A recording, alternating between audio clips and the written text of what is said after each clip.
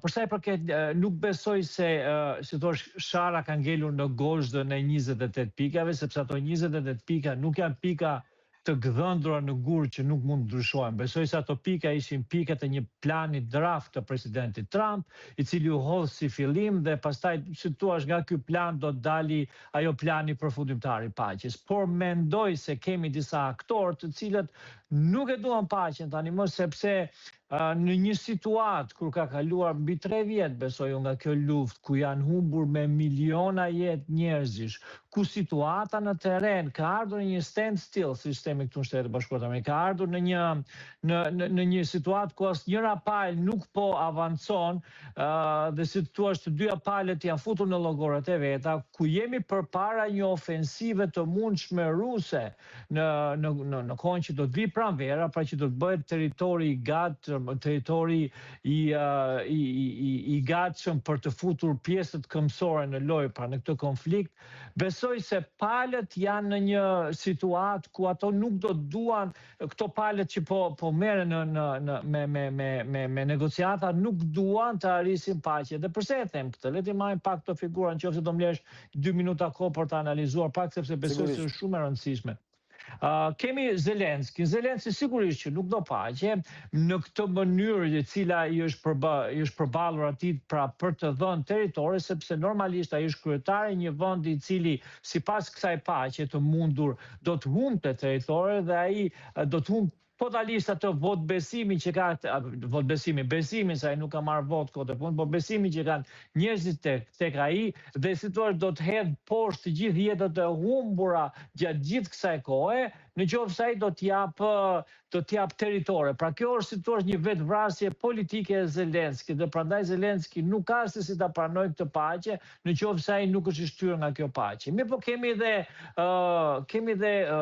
Gjermaninë, kemi dhe Anglinë, kemi dhe Francën, pra kemi dhe disa vende europiane të cilat ngulmojnë tek mosjellja e paqeve, dhe ne duhet të shikojmë se si po përfitojnë këto vende nga kjo luftë, sepse nuk besoj se ka njeri i cili, si thua,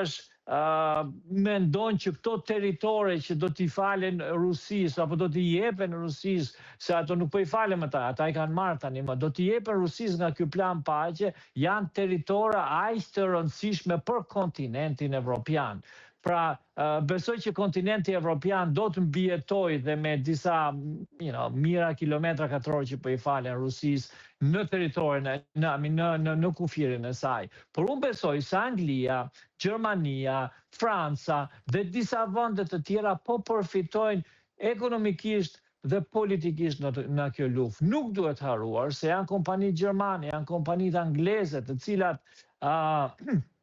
po shesin miliarda dollar armë tek Ukraina. Nuk duhet harruar se janë të gjithë këto forca politike të cilët po qëndrojnë në pushtet duke e kthyer Rusinë në atë zombi, në atë monsterin i cili po vjen në kufit e Evropës. Unë pash para disa minutash edhe kryetari i NATO-s flet për një intensifikim të luftës në Ukrainë, flet për mbledhje trupash, flet për bërjen gati të Europës për të përballë me Rusinë. Shikojmë dhe në Gjermani, ku kancelari gjerman kërkon sjelljen në ushtri të rinisë gjermane, pra bëhen me detyrim të shërbimit ushtarak të rinisë gjermane. Pra, shikojmë disa forca të cilat po përfitojnë nga kjo luftë në Ukrainë, dhe unë nuk besoj që këto forca të cilat si thosh po përfitojnë ekonomikisht, politikisht nga lufta në Ukrainë, po